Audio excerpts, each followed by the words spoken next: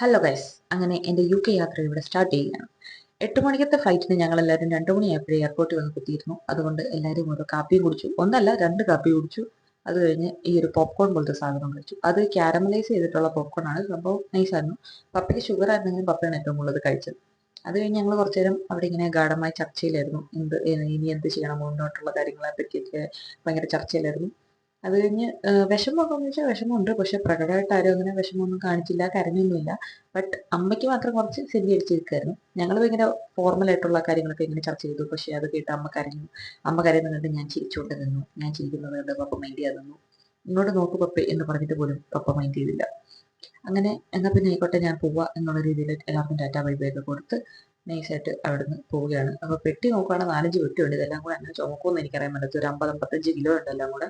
55 അല്ല, അതിന്റെ കുറച്ച് ഓവറായിരുന്നു വെയിറ്റ്. ബാക്കി കഥകൾ ഞാൻ വഴിയെ പറയാം. അപ്പോൾ ഓക്കെ, ബൈ ഫ്രണ്ട്സ്.